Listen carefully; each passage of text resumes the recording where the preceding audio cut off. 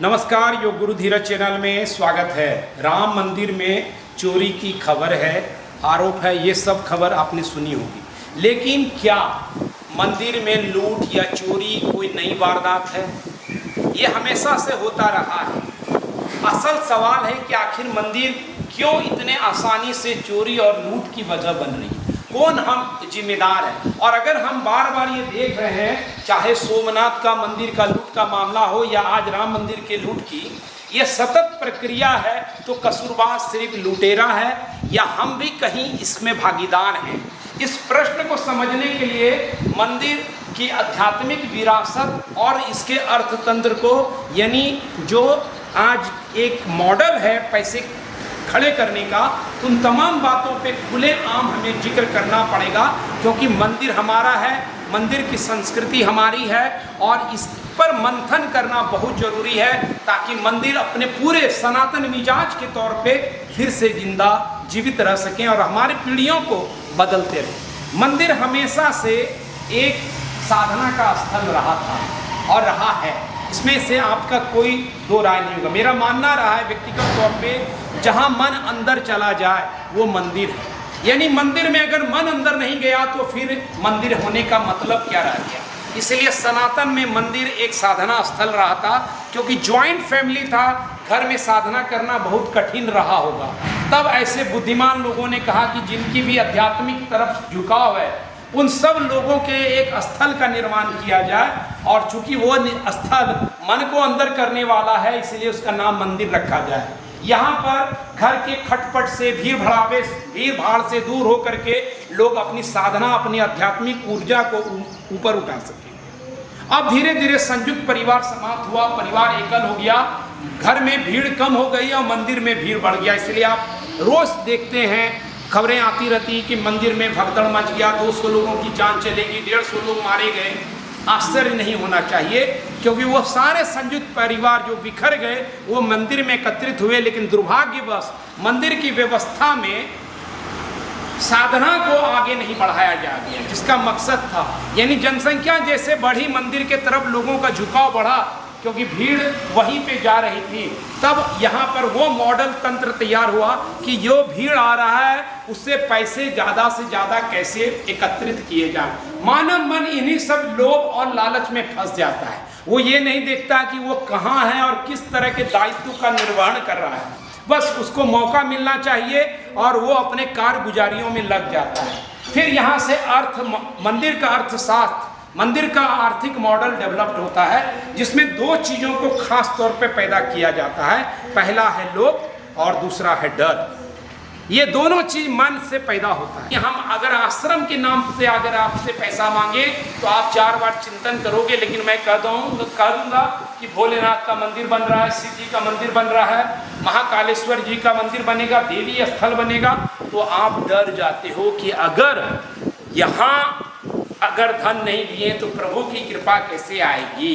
बस ये जो मन की आपकी कमजोरी है, इसी का लाभ उठाया जाता है। दूसरा है डर कि शनि भगवान को अगर आपने सरसों का तेल का चढ़ावा नहीं चढ़ाया, आपने पैसे दान नहीं किए, तो आपका अनिष्ट हो जाएगा। आप मंगलवार को मंदिर नहीं गए, गुरुवार को यहाँ नहीं गए, सोमवार को यहाँ नहीं गए, आपका अनिष्ट होना तय है। डर। तो मंदिर क्या हो गया? मंदिर जो हो गया वो महंतों की वजह से मन पैदा करने का और इंस्ट्रूमेंट बन गया, जबकि वहां पे मन को समाप्त करना चाहिए। तो इस तरीके से ये लोभ और डर के सहारे धन का प्रभाव बढ़ाया गया। वाजिब तौर पे मंदिरों में अकूत धन संपदा आएगी, इतने लोगों की श्रद्धा है, आस्था है, राम हर व्यक्ति के हृदय में विराजित हैं, तो धन का प्रभाव में कहाँ कमी होने वाली। एक एक व्यक्ति अपने तरफ से श्रद्धा से अपने स्वाभाविक रूप से देने लगा। इसलिए चाहे सोमनाथ का मंदिर हो या आज राम का मंदिर हो, धन की कहीं कोई कमी नहीं रही है, क्योंकि आस्था में हमारी कोई कमी नहीं है। इसलिए सहयोग में भी कोई कमी नहीं होती है। लेकिन असल बखेड़ा वही शुरू होता है कि जैसे धन ज़्यादा होगा, वहाँ पर अब चोरी का प्रपंच रचा जाए। लूट की मानसिकता लिए आक्रांताएं आएंगे, चाहे वो विदेशी हो, गैर मजहबी हो या स्वयं अपने ही समाज के अपने ही लोग क्योंकि मानव मन इसी बुनावट से बना हुआ है। वो ये नहीं देखेगा कि लूटने वाला कौन है, अपना था कि पराया था, मजहबी था कि गैर मजहबी था, आस्थावान था या नास्तिक था। मन की संरचना में अगर साधना का संस्कार नहीं पड़ा है तो वहाँ लूट की संस्कृति पनपेगी ही। इसलिए पहला जो चीज़ हमें करना होगा, इस चीज़ को हम सुधारें कैसे। आखिर कब तक सोमनाथ से लेकर के राम मंदिर स्थल पर ये लूट का बंदरबाट चलता रहेगा, उसको हम कैसे रोकें। और उसका जवाब हमारे सनातन संस्कृति के अंदर निहित है।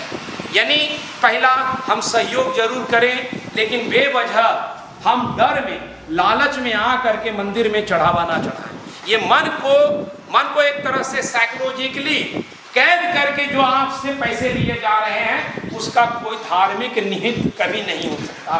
क्योंकि गलत मंशा से जो पैसा आपसे लिया गया, उसका इस्तेमाल भी गलत होने वाला है, उसका दुरुपयोग होना तय है। इसमें कोई पार्टी, किसी राजनीति, किसी मजहबी लोगों को मत टटोलिए, ना ही मैं टटोल रहा हूँ। इसलिए मुद्दे को आप भटकाने की कोशिश गलत कमेंट से ना करें। आपको मुद्दा ये रखना है कि हमारा मंदिर कैसे फिर से सनातन संस्कृति का धर्म ध्वजा बने, कैसे वो एक ऐसा स्थल बने जहां हम अपने आध्यात्मिक ऊर्जा को फिर से विकसित कर सकें। भीड़ भाड़ में हम मंदिर जाते हैं, साधना होती ही नहीं है, छटपट करते हैं दर्शन देखने के लिए। तो क्या गली का राम और अयोध्या का राम में आप अंतर देखते हैं? क्या गली के राम जो हैं वो आपको आशीर्वाद नहीं देंगे? आपकी कृपा उन पर नहीं होगी? अयोध्या के राम से ही कृपा होगी? हमारे दृष्टिकोण में अंतर क्यों पैदा हो जाता है? क्योंकि यहाँ पर आर्थिक मॉडल उसके पीछे काम करने लगता है। इसलिए हम मंदिर में अपने भगवान के आराध्यों में अंतर को देखने लगते हैं। इसके पीछे ऐसे चीज़ों को खड़ा किया जाता है जहाँ मंदिर सिर्फ टूरिस्ट प्लेस बन के रह जाता है। हमारे विचार से मंदिर को टूरिस्ट प्लेस नहीं बनाना है, हमें अपने संस्कृति का, सनातन संस्कृति का धर्म रक्षक स्थल बनाना है। हमें उस स्थल के रूप में मंदिर को तैयार करना है जहाँ हमारी आध्यात्मिक ऊर्जा फिर से विकसित ऊंचाई पर पहुँच सके, जहाँ काम राम में घटित हो जाए, जहाँ हर लोग लालच मन के साथ मिट जाए और हमारे अंदर करुणा, प्रेम और सबको साथ लेकर चलने की एक सहज धार्मिक प्रवृत्ति हमारे अंदर प्रवृत्त हो जाए। इसलिए मंदिर को हमें वहां बनाना है जहां ये शिक्षा हो कि अर्थ से पहले धर्म का पालन करो और कामना में भी धर्म का अनुसरण करो। इसलिए धर्म पहले है, धर्म अर्थ काम मोक्ष, यानी अर्थ कमाओ धर्म युक्त, कामना पूर्ण करो यानी अपनी कामनाओं का, इच्छाओं की पूर्ति भी करो, लेकिन धार्मिक मर्यादा के तहत। फिर तुम धर्म अर्थ काम अगर तीनों बैलेंस में रहा, मोक्ष के अधिकारी आप हो जाएंगे। इसलिए आप सबसे गुजारिश है कि आप दान करें तो देखें कि सुयोग्य जगह कहाँ है। बहुत सारे मंदिर में देखते हैं कि तिरुपति में अकूत संपदा है, फिर भी हम वहाँ पे ही दान किए जा रहे हैं, जबकि कोई और स्थल है जहाँ से आप सीधे प्रभावित हो सकते हैं। जैसे मान लीजिए कि कोई आपको सही तरीके से आपके स्वास्थ्य में परिवर्तन कर रहा है, आपके मन में परिवर्तन कर रहा है, लेकिन हम वहाँ पर कुछ भी देने का भाव नहीं रखते, जबकि ऐसे सब स्थल को खड़ा करने की आवश्यकता है। तो इसीलिए आप देखें, शास्त्र में कहा गया है कि दान देने से पहले स्थिति परिस्थिति का आकलन करें, पात्रता का आकलन करें, उस धन का क्या उपयोग होने वाला है उसका निचोड़ निकालें, और किस मनोभाव से आपने दान दिया है, डर से दिया है, लालच से दिया है, और क्योंकि उस भाव से दिया है तो वो दान आपका कभी भी फलित नहीं होगा, आपके हित में नहीं होगा।